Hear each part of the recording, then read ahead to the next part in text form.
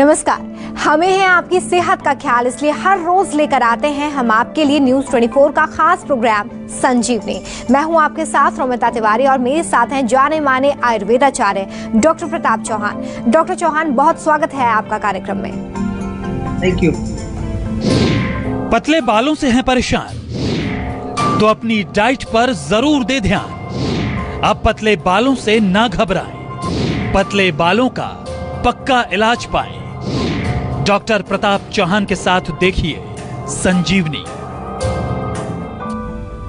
कुछ लोगों के बाल जन्म से ही पतले होते हैं, कुछ लोगों के बाल उम्र बढ़ने के साथ पतले होते चले जाते हैं, तो कुछ लोगों के कम उम्र में ही बाल पतले हो जाते हैं। उम्र का पड़ाव चाहे कोई भी हो, पतले बाल ना सिर्फ आपको परेशान करते हैं बल्कि टूटते और झड़ते भी ज्यादा हैं। आपके बालों के पतले होने के पीछे आखिर क्या कुछ कारण है? क्या एक बार बाल अगर पतले हो जाएं तो दोबारा उनमें कोई सुधार नहीं आ सकता? क्या एक बार बालों की समस्या शुरू हो जाती है तो फिर आप उसे ठीक नहीं कर सकते हैं? इन सभी सवालों के जवाब जानेंगे आज डॉक्टर चौहान से। डॉक्टर चौहान, ये बताइए कि अगर हमारे बाल पतले हो रहे हैं तो इसके पीछे क्या कारण है? देखिए, बाल जो है हमारे सौंदर्य का, हमारी ब्यूटी का एक बहुत अहम हिस्सा है। सभी को मालूम है, सुंदर घने बाल जो है हमारी सुंदरता को बढ़ाते हैं। लेकिन बड़े दुख की बात है कि आजकल खास तौर से युवा वर्ग के जितने भी लोग हैं, बहुत सारे पेशेंट हमारे पास आते हैं। जब हम अपना डेटा देखते हैं तो 20 साल 25 साल की अवस्था में बालों का गिरना, गंजापन होना या फिर बालों का पतला होना, जैसा कि आज हमने विषय लिया है, और अनेक प्रकार के बालों के रोग जो है बहुत कॉमन होते जा रहे हैं। तो कहीं ना कहीं हमें अगेन, जैसा मैं बार बार कहता हूं, कि कहीं हमें थोड़ा सा सोचना पड़ेगा, देखना पड़ेगा कि क्या वजह है। पहला कारण तो यही मैं मानता हूं कि lack of nutrition. Proper nutrition, proper बालों को जो है पोषण नहीं मिलता है, तो उसके कारण ये प्रॉब्लम आती है। अनीमिया भी कई लोगों को होता है, या प्रोटीन आपकी डाइट में प्रॉपर नहीं जा रहा है, या फिर जो है हम आयुर्वेद की भाषा में कहें तो पित्त और वात की वृद्धि, यानी कि ये जो दो दोष हैं, पित्त और वात।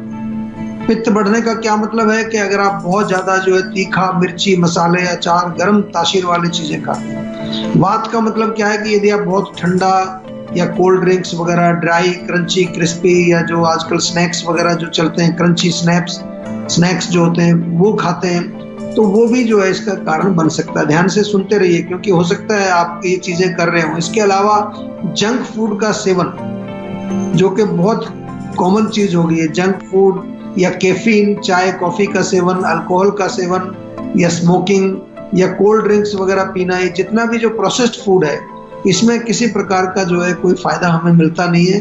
केवल स्वाद के लिए, जीभ के लिए लोग खाते हैं उसको, लेकिन बॉडी में उसका कोई विशेष फायदा हमें नहीं मिलता।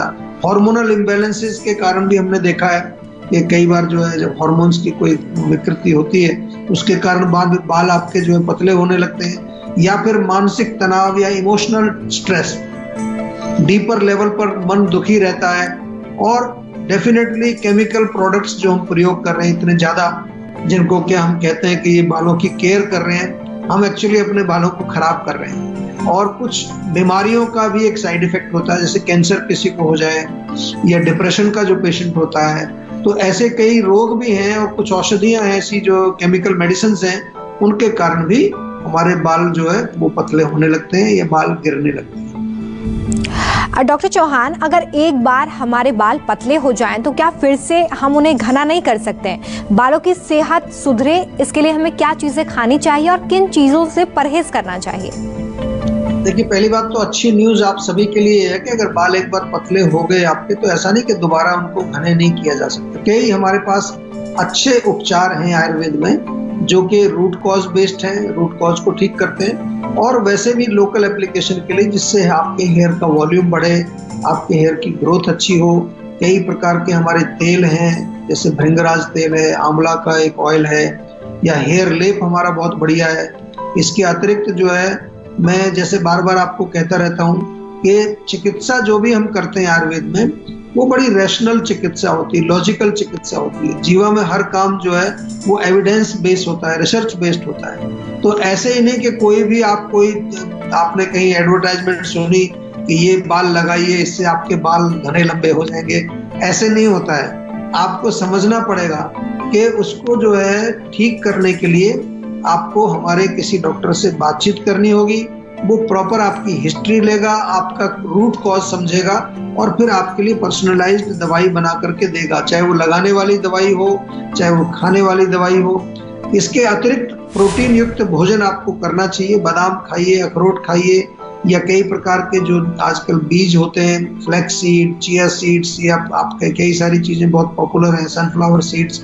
दाल जो है रेगुलर खानी चाहिए, दिन में एक बार तो एक भोजन में दाल जरूर खाएं। स्प्राउट्स का सेवन आप कर सकते हैं, चने के स्प्राउट्स या किसी और दाल से बने हुए, सोयाबीन, टोफू या फिर गाजर, पालक, चुकंदर, ये सब चीजें बहुत बढ़िया पौष्टिक भोजन है, अवेलेबल है। शकरकंदी का भी सेवन कर सकते हैं, मूंगफली का सेवन आप कर सकते हैं, ये आपको अच्छा पोषण इनसे मिलेगा।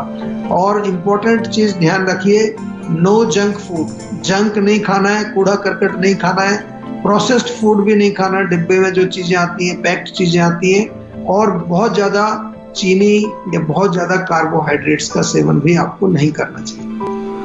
संजीवनी दर्शक विकास राजकोट से हमारे साथ जुड़ गए। विकास जी, बहुत स्वागत है आपका कार्यक्रम में, अपना सवाल करिए। सर नमस्कार। नमस्कार जी, नमस्कार। हाँ सर, मेरे थोड़ा सुनने में सर थोड़ा ना कानों में सीटी सी बजती रहती है सर रात को मैं सोते टाइम। देखिए, ठंड की वजह से क्या है ना, ड्राइनेस होता है, खुश्की होती है। तो हम तो बार बार कहते ही हैं आपको कि सर्दी में क्या पूरे साल में ही कम से कम सप्ताह में 1-2 बार अगर तेल डाल लें आप कान में, तो लुब्रिकेशन बना रहेगा।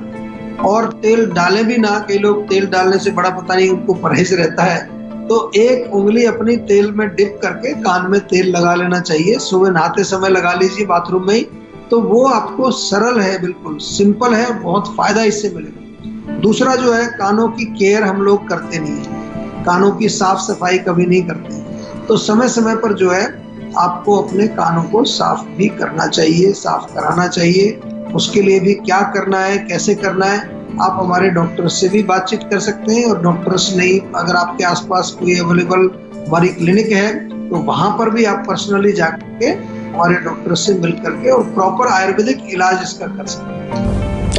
डॉक्टर चौहान, क्या हमें अपनी प्रकृति के अनुसार ही सिर में तेल लगाना चाहिए? तो क्या पित्त, कफ, वात प्रकृति वालों को अलग अलग तरह के तेल का इस्तेमाल करना चाहिए, मालिश करनी चाहिए, या कुछ तेल हैं जो सभी के लिए फायदेमंद साबित हो सकते हैं, सभी लगा सकते हैं? जी जी बिल्कुल, बहुत बढ़िया प्रश्न आपने पूछा है। मैं तो बार बार इसको बताता हूँ लोगों को कि हर व्यक्ति यूनिक है। हम सब दिखने में बेशक एक जैसे लगते हैं, लेकिन किसी का शरीर भारी है, कोई पतला है, माइंड के लेवल पर देखें तो कोई बड़ा शांत है, कोई बहुत हाइपर है, किसी का पाचन बहुत स्ट्रॉन्ग है, किसी का पाचन बहुत कमजोर है।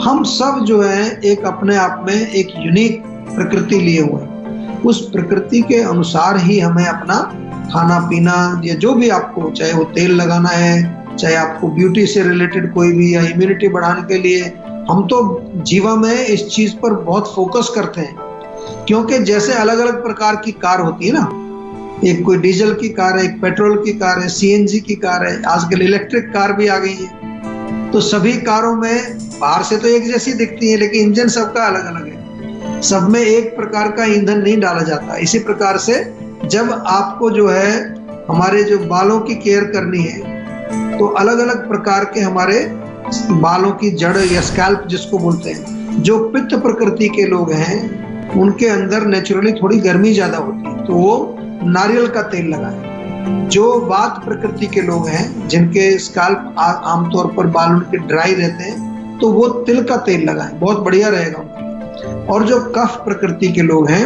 उनको सरसों का तेल लगाएं, वो बहुत बढ़िया है।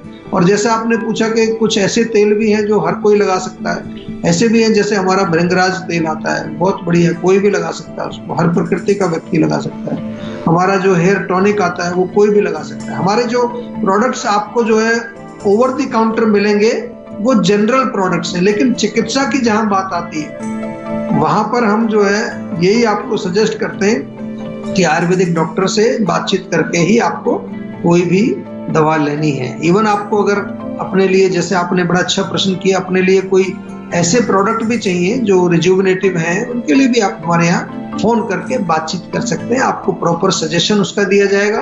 और हमारी वेबसाइट पर जाकर अपनी प्रकृति का टेस्ट जरूर कर लीजिए। हमारी वेबसाइट पर आपको एक VPK टेस्ट मिलेगा, उस टेस्ट को भरने से आपको मालूम चलेगा आपकी कौन सी प्रकृति। संजीवनी दर्शक दीपांशी इंदौर से हमारे साथ जुड़ गए हैं। दीपांशी जी, बहुत स्वागत है आपका, सवाल करिए। हेलो जी नमस्कार।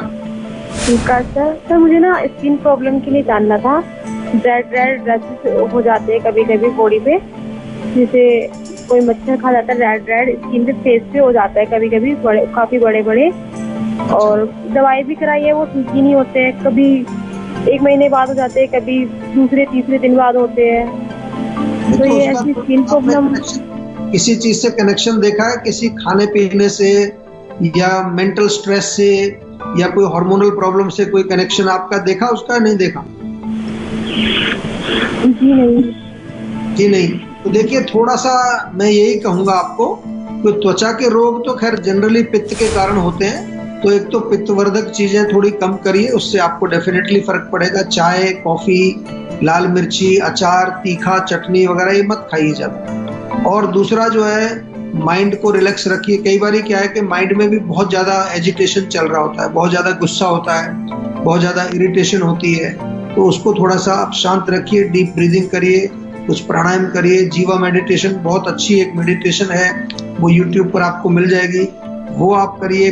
और इसके साथ साथ जो है, थोड़ा सा आपको मैं जो घर में आपके अगर कोई आसपास नीम का पेड़ है तो 5-6 नीम के पत्ते रोज सुबह चबा करके खाइए। और सेहत का नंबर डायल करके हमारे जीवा के डॉक्टर से जरूर विस्तार से बातचीत कर लें, ताकि अच्छी तरह समझ लें कि वो शीत पित्त है आपको या कोई और रोग है। कई प्रकार के रोग होते हैं जो आपने लक्षण बताए, उसमें थोड़ा हमें स्पेसिफिकली समझना पड़ेगा कि आपका कौन सा रोग है, क्या उसका मूल कारण है, फिर उसका उपचार हो जाएगा। कोई घबराने की बात नहीं, ठीक हो जाएंगे आप। नमस्कार, मैं हूं मानक गुप्ता। अगर आपको हमारा ये वीडियो पसंद आया हो तो इसे लाइक और शेयर जरूर करें, और हाँ, हमें सब्सक्राइब और फॉलो करना ना भूलें, ताकि आप देश और दुनिया की कोई खबर मिस ना करें। तो जुड़े रहिए हमारे साथ और देखते रहिए News 24।